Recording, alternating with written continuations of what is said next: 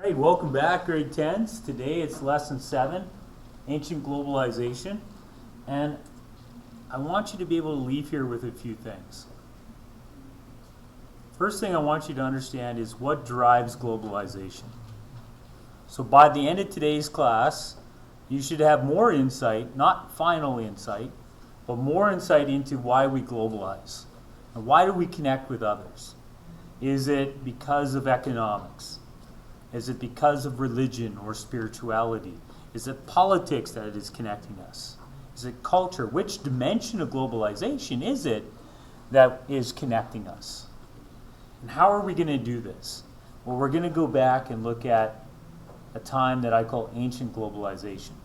The textbook, if we're following the textbook, the next chapter is chapter 5, and it jumps basically into Columbus in the 15th century. And that is leaving out thousands of years of our story.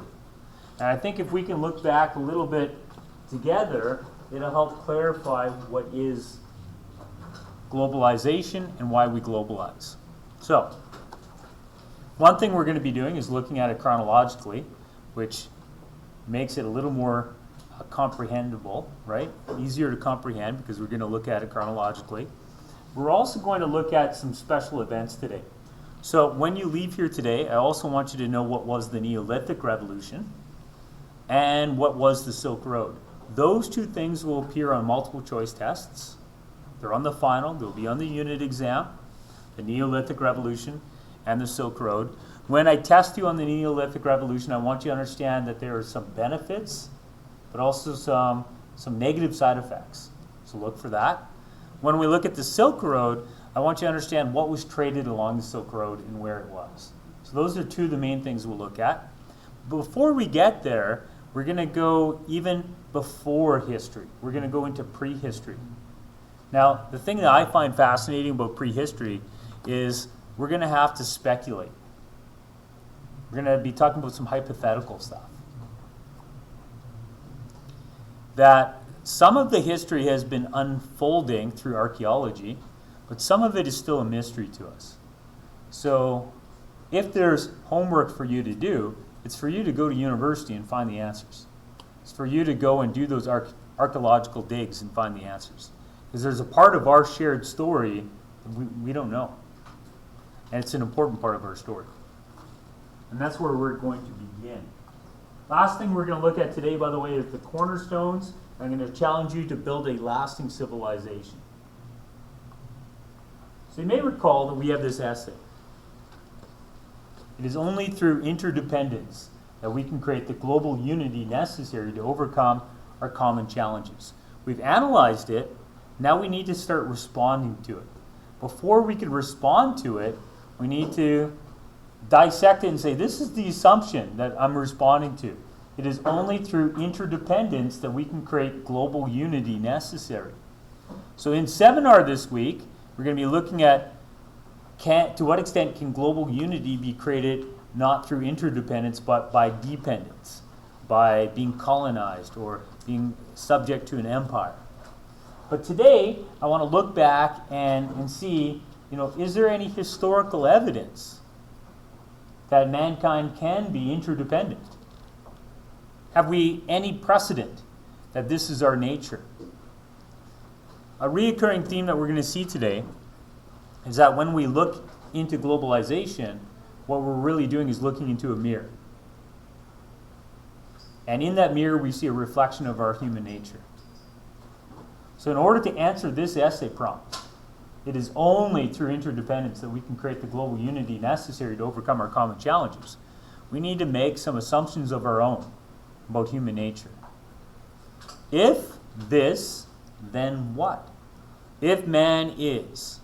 So today's lesson, look to see what kind of characteristics you could describe for mankind. Are we envious and greedy? Are we innovative and compassionate? Are we violent? Are we selfish and individualist, or are we collective and communal minded? I want you to consider through these stories that I'm sharing with you, what does that reveal about us, and take what it reveals about us and apply it to this. Keeping in mind when it says common challenges, that's also going to be difficult to define later. There's so many challenges to look at in our future. So we're going to go back into prehistory a little bit, and we're going to be looking at Homo sapiens sapiens, mostly because I've been reading a book, and that's kind of a new thing for me. I don't read a lot of books, but I've been reading this book, and it's made me add something at the beginning of this unit on ancient globalization. I used to begin with the Neolithic Revolution and think that that's the beginning of our story, but just because this part of the story wasn't written down doesn't mean that we shouldn't talk about it. Doesn't mean globalization wasn't happening. So what do I mean by globalization was happening? Well, archaeologists have found evidence that Homo sapiens sapiens left Africa, left the east coast of Africa, and they migrated into the Middle East, into India, eventually even to Australia, Asia, Europe, and the Americas. And as they did that, they globalized. They connected to animals that were already there. And the unfortunate reality is that story is quite dark and grim. They also connected with other humanoid species, right? Rather than just Homo sapiens sapiens, this is a time when there were other Homo sapiens on the planet. We had Homo sapien neanderthalis, we had Homo sapien erectus, and by seeing what happened when they globalized, we can come up with some conclusions about our nature. So the story begins in Africa, and we're about to see a TED Talk on it as well. And the story is going to tell us that we were unremarkable. Homo sapiens sapiens were unremarkable. We were occupying the middle of the food pyramid. So typical kill might be a lion or a pride of lions kill some animals on the Serengeti. They clean it up. And then some scavengers come in, like the hyenas and jackals. And then eventually, Homo sapiens sapiens would come in. And this is when all the flesh has been consumed. And Homo sapiens sapiens had a way of getting at nutrients inside the bone. That was our niche in the food pyramid. So we weren't remarkable, we weren't the strongest, but we had a cognitive leap. So there was a cognitive leap. And what I mean by that is they decided, they had this collective identity. And as a collective, one thing that they needed to be concerned about was security. And much like maybe some other animals that you've seen, they decided it was easier to see what was happening by standing up. So there was this evolutionary trend towards humanity standing. And what that did was it freed up some feet that became hands. And with the hands, now they ended up creating some primitive tools. And they ended up mastering some stuff, and one of the most important things was fire. So the problem, though, is when mankind takes said fire and spreads around the world, they go to places like Australia, continents that had been isolated from man, and they light a big fire. And I've often thought that I've lived in the age of extinction. That extinction began in the 1970s. But if you look at the number of animals that once lived, the age of extinction really began when Homo sapiens sapiens left Africa and started globalizing. We had a negative externality on ecosystems as we introduced foreign things like fire that animals didn't have a defense mechanism for. So that makes me consider that if man is maybe irrational,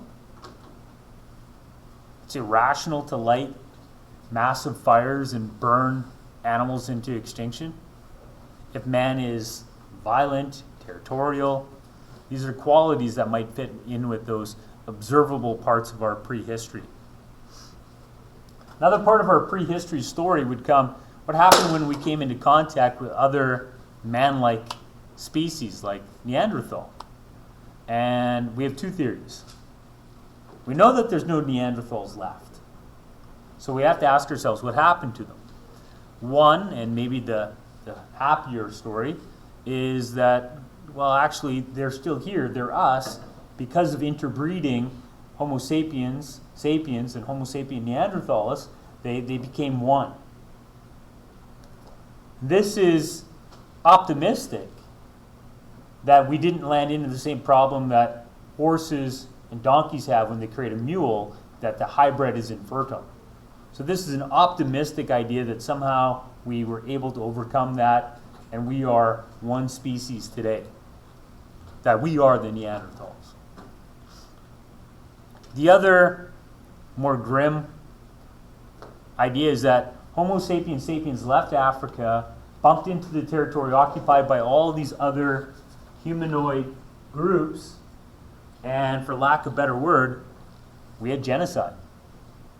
That our history is one of being serial killers of both animals and other human-like creatures, right? So where are the Neanderthals? Killed them. But the difficulty there was recent evidence is showing us that the Neanderthals were stronger than we are. And they might have even been smarter than we are. So how did we kill them? So many mysteries, and I don't have the answer for you. But there's parts of this story that need to be explored.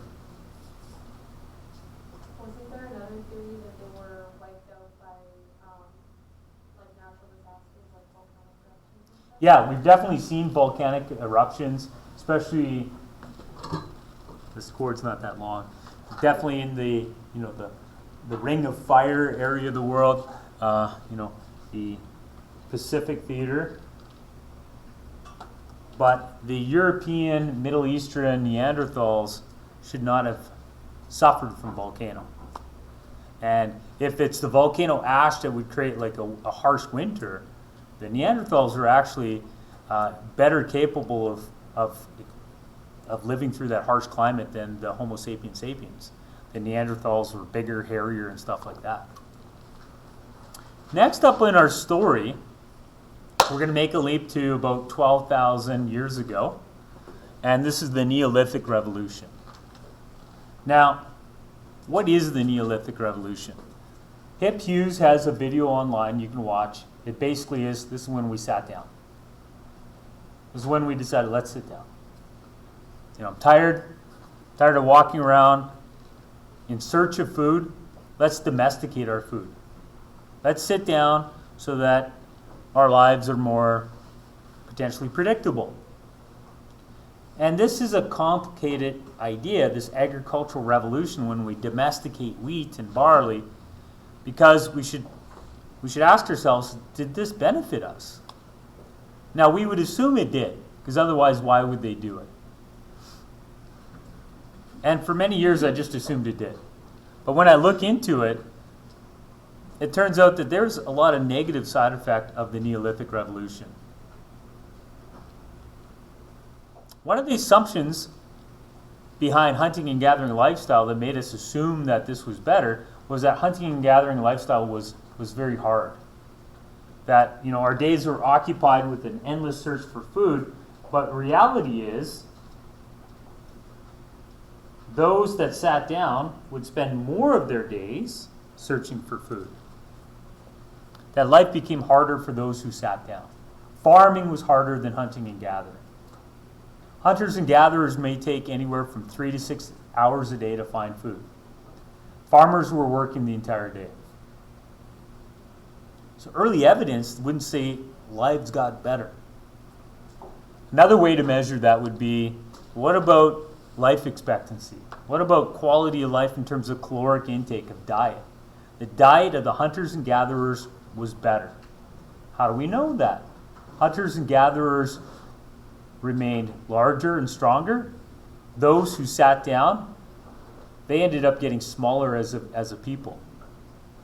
That the longer they were civilized, the smaller that they got. because they weren't getting the variety in their diet that they needed. So that's evidence that there was a negative side effect of the Neolithic Revolution. The Neolithic Revolution was not the glorious revolution that we might assume it to be, because, for example, people's lives became physically worse. That it was stunting their growth, is limiting the foods that they were exposed to, because they had a very localized existence. Now, for the women in our class, the Neolithic Revolution also had another negative side effect. In a hunting and gathering community, there is relative equality among gender. People had roles, yes, but the roles were seen as being important, equally important. And many of the hunting and gathering communities were actually the government, because potentially if the men were seen as the hunters and the women were seen as gatherers, often it was the women who controlled the tribe politically. And therefore they were held in high esteem. But when we get to sitting down with the Neolithic Revolution, now life changes. And it changes because there's a population explosion in these towns, and the farmers needed to farm more and more and more, back-breaking, hunched over work. They have studies that show how people became more hunched over because of all of this, of the farming. And turns out that in order to breed more workers, we needed women to have more children. So the social role of women following the Neolithic Revolution was to make babies. Before the Neolithic Revolution, they had a role in government. They had a critical role in hunting doesn't always work. We need someone gathering to balance the diet and balance our chances of getting food. But now that we've had the revolution, the Neolithic Revolution, in some of these towns that are popping up, women were seen as primarily there to have children. They still had to farm, though, too. They still had to do the hard work in the crops. But they were seen as being valued less. And evidence of this can be seen in Hammurabi's Code, when within Hammurabi's Code, they have that idea of an eye for an eye, right? Like, if somebody does this, this is the penalty. If you kill someone's daughter, the financial penalty is less than if you kill their son. You have to compensate them more for killing a male heir than killing a female heir, because females were seen as being worth less than men because of the Neolithic Revolution. So from a social standpoint, the Neolithic Revolution had a negative impact on the role of women. We also see this with socioeconomic status. In a tribe, hunting and gathering tribes might be as little as 12 to 20 people. They would never be over 150 people. Because tribes are that small, there's relative equalities, no social economic class distinction. But when you start having cities like Jericho being built with thousands of people, now you have the wealthy and you have the poor. Today we say the wealthy, that's the 1%, and the poor are 99%, but this concept is not new. This concept dates back to the Neolithic Revolution. You could argue that we have inequality, socioeconomic inequality, because of the Neolithic Revolution. So why did we sit down? If it's all negative, why did we sit down? Well, again, some would say it makes life more predictable. Others might say it allows for speculation, right? Specialization, like in art and religion. But again, that's a misnomer that there wasn't time for art and religion within those tribes. I think a theory that's worth watching, yes? Wouldn't it, like, they end up producing more food for more people? Producing more food for more people? Yeah, so like, for example, people weren't exactly fat, they tried, but once you get like meal times, there were some pretty fat people. Right. Again, earlier I stated that in a caloric level, there's more food for the hunters and gatherers and a better variety. So early on, the evidence is actually the opposite, and there's going to be great famines in these cities. So it's not necessarily that they're producing more. They will produce more, but they have more mouths to feed. They have more mouths to feed. The theory that I'm going to present to you is that they entered into a point of no return. that they were tricked into, setting down. And then once they sat down, they kind of lost their old way. Wetaskiwin was created as a farming community. Most of our families in this room don't farm. And if we had to, we wouldn't know how. We've lost that. And I would argue that it doesn't take longer than maybe one generation removed from hunting and gathering to lose those abilities of how to track animals, when, where to find them, to feed yourselves. So if I was just put now in a hunting and gathering society, I would probably starve because I don't know how to hunt and gather. But sadly, I could make the same argument about me farming. I've been too far removed from both of those pursuits of food. And I would say that many people were kind of condemned into the Neolithic Revolution because once they sat down, it was hard to stand back up. They didn't have the skill. I don't know if you've ever hunted with somebody that really understands, the forest and the animals and, where they would be at a certain time. We had tribes that really understood a territory, that they identified with that territory, that they understood the rivers and the trees and the hills, and they knew where the birds and the animals would be and how that's a symbol of an animal over there. They could read nature. We've lost that. So I would say that one of the reasons why we stayed is we couldn't stand back up because we lost the ability to. Now, what I want to look at though is, what qualities are we seeing here? Well, you could say that mankind is envious and greedy because unfortunately what we see is that once these cities are built, once they become prosperous enough, they're invaded. So they're left alone until there's something of value in these cities, and all the Bronze Age civilizations will be destroyed, except the Egyptians, by invaders. Once those Bronze Age civilizations have something that's attractive enough for the invaders to want. So I think that if you wanted to, in your essay, look for evidence that mankind's envious and greedy by nature, you'd find some evidence of that. But I think that there's also evidence that we're innovative. That following the Neolithic Revolution, we do eventually see a very gradual but steady age of innovation. Because as we sit down with more and more people, we share ideas. That's a benefit of sitting down. It's easier to talk.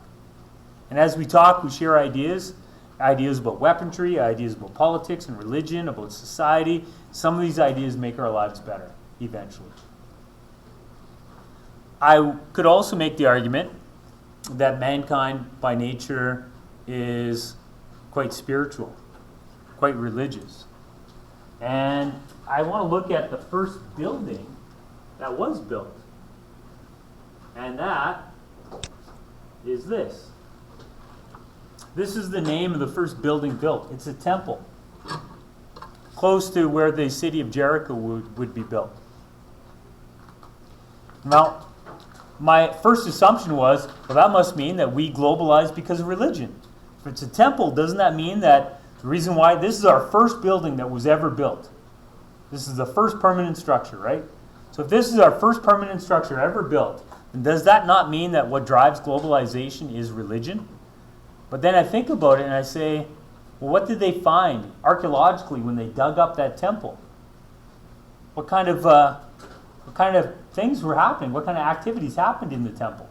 It turns out they found a lot of archival evidence of commerce and trade. The temple wasn't just a religious center, it was a commerce center. So here we see economics and religion driving people to interconnect.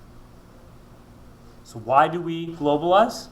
We see the globalization for religious reasons, but also for economic reasons. That story is furthered along this Silk Road. Silk Road will be this network of roads between China and Europe. And by nature, it's called the Silk Road. So you might assume that what's being done is being traded silk from China for goods from Europe, like gold and tin, silver. But the reality is, it's not just silk that's traded on the Silk Road, it's ideas. Buddhism will come out of India and go to China and Japan, become a major religion there. Islam will come out of the Middle East and go into India. So ideas are also traded along the Silk Road. So in the end, I'm not sure what kind of species mankind is.